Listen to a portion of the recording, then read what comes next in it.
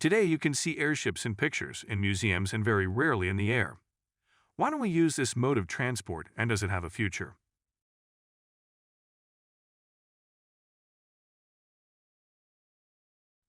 An airship is a flying machine that is lifted into the air by Archimedes' force.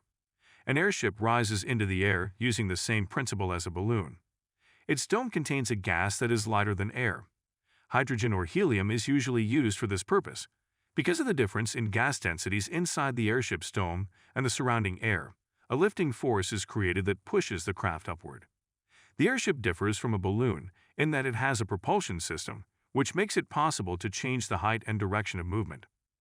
Unlike other airships, airships are sluggish and quite slow. In addition, they are quite large, and it takes a lot of effort and engineering to produce one such unit, which makes these vessels quite expensive.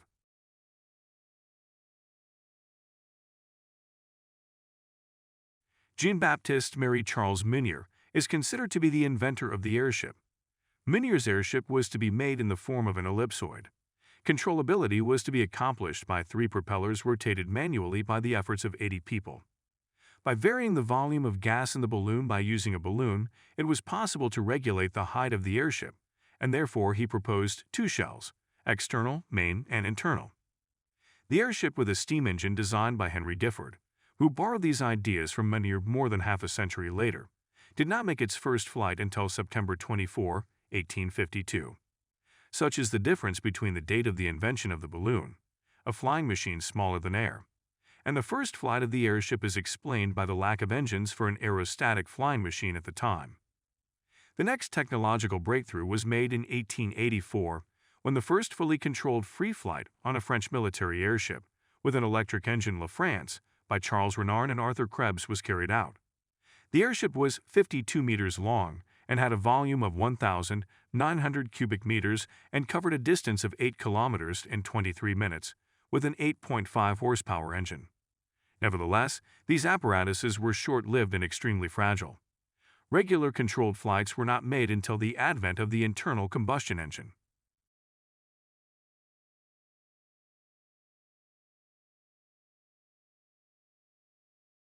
Construction of the first Zeppelins began in 1899 on a floating assembly plant on Lake Constance in Mansell Bay, Friedrichshafen.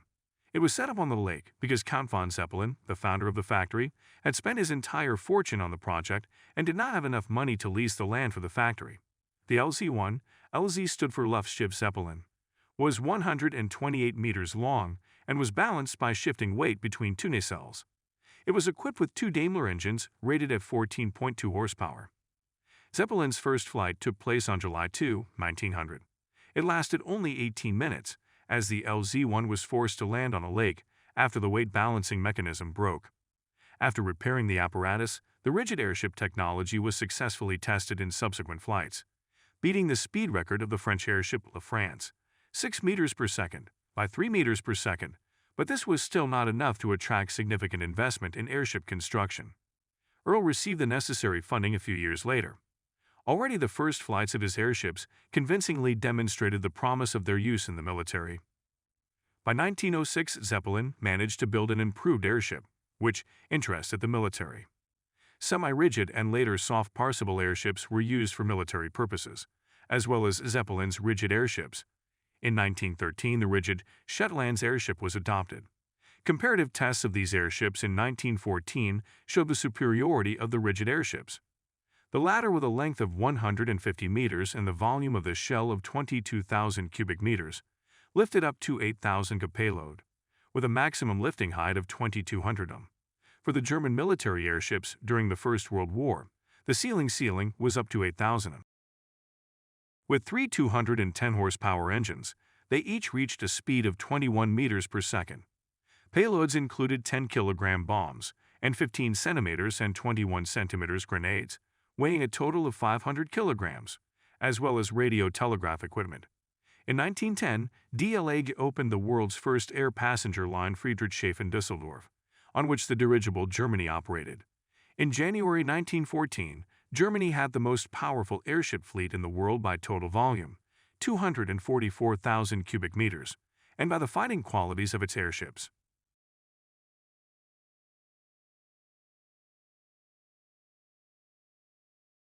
The promising use of airships as bombers was understood in Europe, long before airships were used in that role. Herbert Wells, in his book Air Warfare, 1908, described the destruction by airships of entire fleets and cities.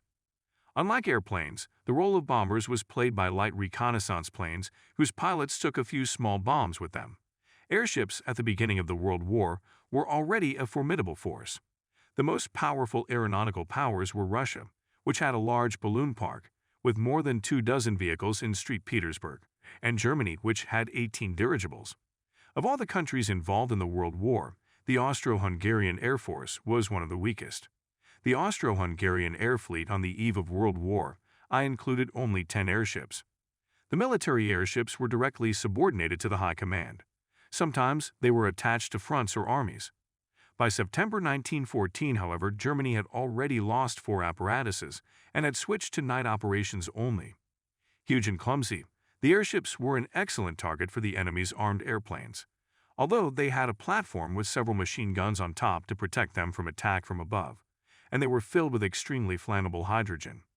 Obviously, it was inevitable that they would be replaced by cheaper, more maneuverable, and more combat-resistant machines. After World War I, construction of airships of various systems continued in the United States, France, Italy, Germany, and other countries. The years between World Wars I and II were marked by significant advances in airship technology. The first lighter-than aircraft to cross the Atlantic was the British airship R-34, which in July 1919 flew with a crew on board from East Lothian, Scotland to Long Island, New York, and then returned to Poland, England. In 1924, a transatlantic flight of the German airship LZ-126, called ZR-3 Los Angeles in the United States, took place. In 1926, a joint Norwegian-Italian-American expedition, led by R. Amundsen on the airship Norway, designed by Umberto Nobile, made the first trans-Arctic flight on Spitsbergen Island, the North Pole. Spitsbergen to the North Pole. By 1929, airship technology had advanced to a very high level. The Graf Zeppelin airship began its first transatlantic flights in September and October. In 1929, LZ-127 Graf Zeppelin, with 3 stopovers, made its legendary circumnavigation of the globe. Within 20 days, he covered more than 34,000 kilometers, with an average flight speed of 115 kilometers/a. German Zeppelins aroused much interest in the 1920s and 1930s.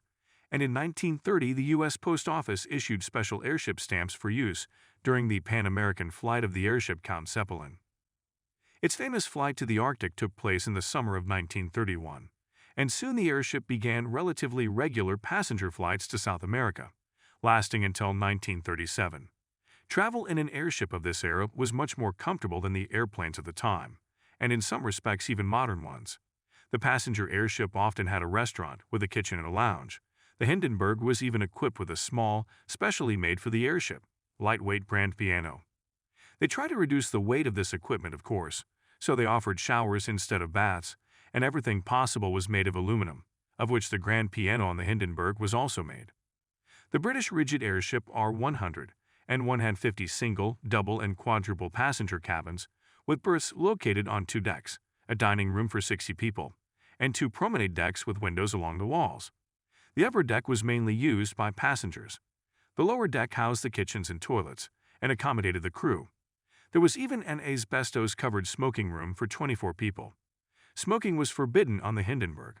Everyone on board, including passengers, was required to turn in matches, lighters, and other devices capable of causing a spark before boarding.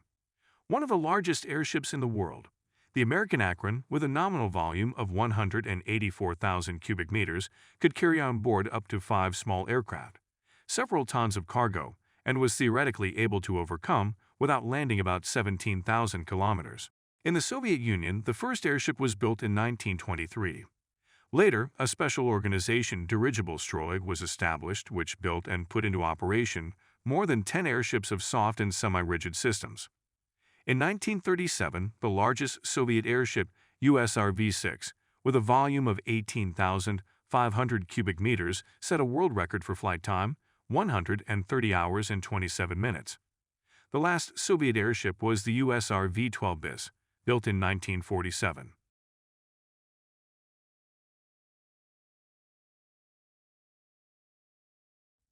The airship era is thought to have ended in 1937, when the German passenger airship Hindenburg burned up while landing at Lakehurst.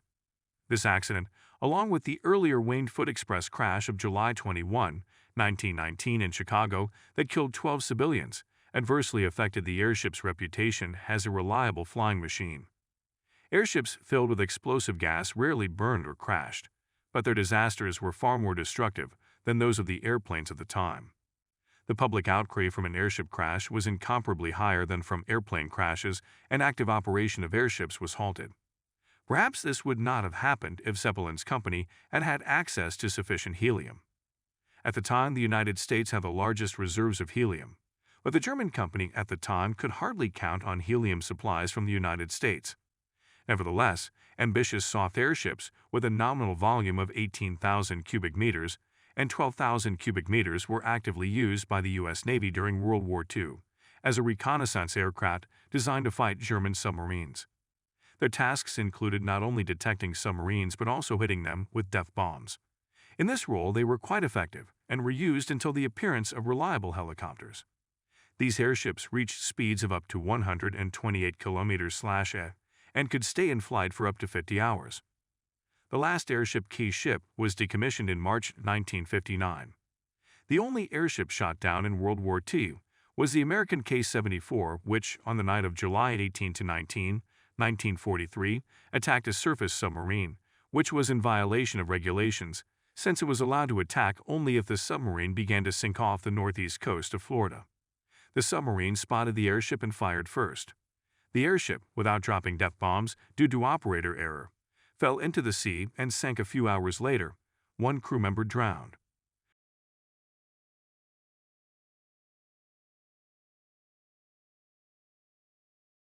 The airship is the most unusual approach to transportation at the time. Although there is no fashion for airships nowadays, today airships are mostly used for advertising, entertainment, or research. They are still expensive to produce, but now the domes are filled with helium instead of hydrogen, which makes these vessels much safer. Interest in this mode of transport is returning with new concepts for modern airships, cruise ships for air travel,